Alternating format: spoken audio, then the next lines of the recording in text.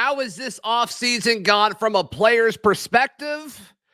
I think the insight could be interesting. Freezing temperatures are likely for several hours inland and a few hours closer to the coast. Yes. You are Locked On Auburn, your daily podcast on the Auburn Tigers. Part of the Locked On Podcast Network, your team every day. Yes, welcome on into Locked On Auburn, your daily Auburn Tigers podcast. I'm your host, Zach Blackerby. Thank you so much for making Locked On Auburn your first listen every single day. Joining me today, everyone's favorite defensive lineman, Auburn defensive lineman, Jayson Jones, joining us. Man, happy offseason to you. It's this weird period where, I don't think y'all are, really doing, organized summer workouts or anything quite yet, but what are you up to these days? So a lot of the guys, especially me, we either go back home or we go to different places. This is a big time for us to just relax, unwind before we have a long summer workout and then a long season. So I know for me, at least, I did a little bit of traveling, but I didn't just sit around, eat and stuff all day. You still got to train, you still got to stay in shape. So that's the most important thing during this time. Yeah, is just staying in shape. How many different folks do you kind of work out with? I know you've got a trainer back at home, and I think you've worked at trainers other places, based on where you've traveled. But what does that typically look like? I mean, I know you specifically, and hopefully several players, are always kind of work on their craft a little bit. What does that look like? Well, my trainer up in Birmingham, Coach L, we just pretty much do the same stuff. But I mean, the thing is, he tries to make everything harder than it should be. So how some places be doing 4 sets of 5, 4 sets of 10, we doing 4 sets of 30 over there. So got it. He puts us in situations where we're gonna have to fight. It's more of a mental game. You know what I mean? Sure. Yeah. How different are workouts with those individual coaches like Coach O versus what you do at Auburn? How different is that? Yeah, well, Coach L, excuse me. You're fine. But it's totally different. I mean, every trainer work on different stuff, but obviously he works on pretty much the same stuff as other college coaches do. Got it. So do you have access to facilities if you were to go into the facility and work out, or is this kind of a thing where you're kind of on your own until they open the doors? Pretty much. I know that they have certain times where you can come in and work out if you're still on campus and stuff like that. You still have access to the facility and everything. So if you want to go in there, work out, you can. I just prefer to come home again, unwind, and get ready for the season ahead. That's all.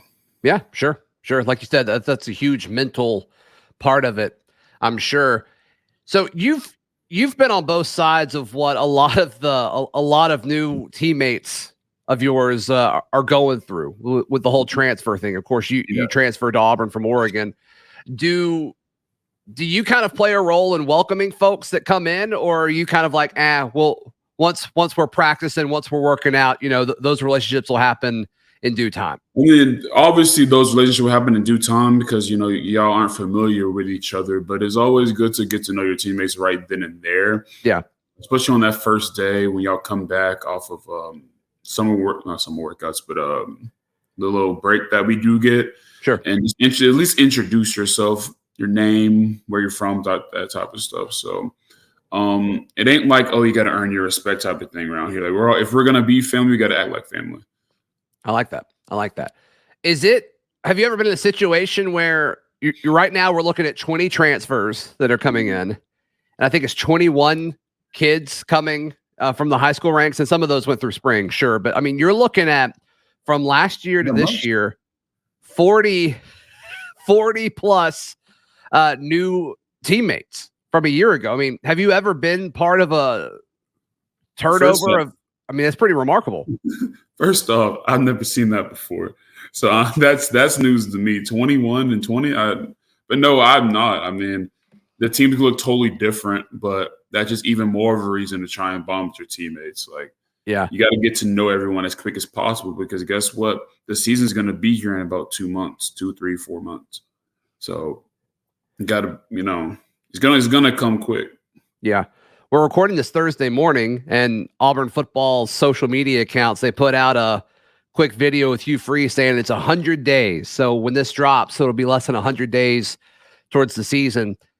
Is there any sense of urgency where it's like, okay, we're in double digits now, as far as like getting closer to the season? Like, I've got to work, because I know all of the other players on everybody that you're playing on the roster, they're working as hard as they possibly can as well. When does that sense of urgency start to kick in?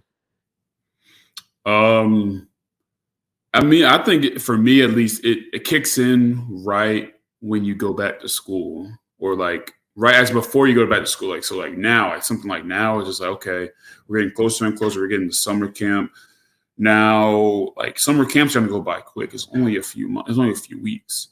And when summer camp ends, you're right into fall camp, and you got 4 weeks until you play a game. So that urgency, I mean, you always got to, the first things first is stay in shape. Yeah. Keep doing everything that you can do, the best of your ability to stay in shape, especially during this time. We're not really around the campus, a lot of people. So now that you got that straight, it's like, okay, now you need to prepare yourself for summer. Now you need to prepare yourself football-wise for fall camp, because sooner or later, the first game's about to happen.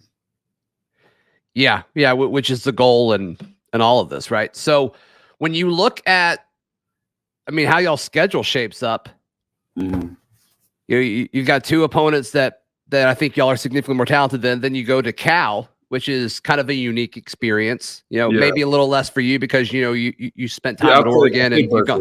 Yeah, sure. So, but that's got to be kind of the first one that you guys are looking at. Then the following week you go to College Station, which is obviously something that's going to be kind of a tone setter for the rest of the season. That first SEC game, it always is. But do you guys kind of look at it like, okay, we've really got all of summer, all of fall in these first 2 weeks of the season? Or is it more of a, no, we need to be ready. We need to be ready by the time, UMass comes to town? I say we need to be ready even before then, because I'm looking at every game now like it's a championship game. Like, you got to prove something. Like, obviously everyone knows that last year wasn't our most ideal year. That wasn't, I don't know, for fans, that wasn't so fun. I'm just going to be honest. Yeah. So now I want to give the favor back to you guys, and we want to go 12-0. Then that's just on. If your goals should want to go 12-0. We want to win every single game. So I'm treating every game like it's a championship game. Just go out there, dominate, get out. That's opposite. How much film work are you doing right now and over the summer, or does that kind of wait until fall, where you have more interaction with coaches? Yeah, everyone's different, but I mean, I've already started like watching UMass now. Okay. Just a little bit here and there when I can. So I've already started watching UMass. So when you watch tape as a defensive lineman, are you looking at just tendencies that the guards and tackles are doing? Are you looking at how the quarterback and running back line up to see if there's tendencies as far as it's a run or a pass? What specifically are you kind of looking at? Now, I know you don't want to kind of go into detail with everything, but just what you feel comfortable sharing. You hit it on there. But I look at tendencies, because everyone has tendencies, and you can't really hide tendencies. It's just right. It's a part of college football. Like, you're gonna see it. I look at tendencies, like what the guards doing, what tackles doing, what the quarterbacks doing, what the D tackles doing. So yeah, that makes sense. So as far as your goals for summer, what I know you mentioned staying in shape's important, but as far as you taking that next step as a player, as a defensive lineman, as a leader on this team, what are some of your goals that you're working at right now? I just one of my goals is just to continue to work my butt off. I mean, I know that's such like everyone's going to try and work their butt off, but that's just the most important thing, because a lot of players go through the motions during this time of year. You just want to get through it and get straight to football. But if you're not physically and mentally in shape from summer, then fall camp's going to be hard. The season's going to be hard. So I think the most important thing for me right now is working, not staying satisfied with what I've done from spring or what I've done from this little break. Yeah.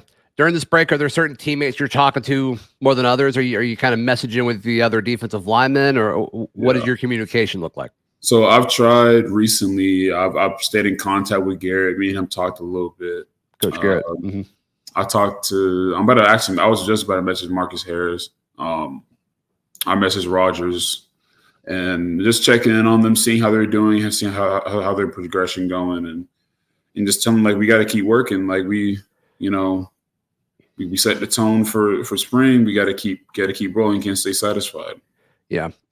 How close are the defensive linemen as far as like preparation and game plan and watching film and all that? How close are y'all with the Jack linebackers, or is that seen as totally a different position? No, I mean, because they're still on a defensive line, and just because we're in a different room doesn't mean that we're the same. That we have the same assignment. Because if all the D linemen are on and the Jack is off, then the play's messed up.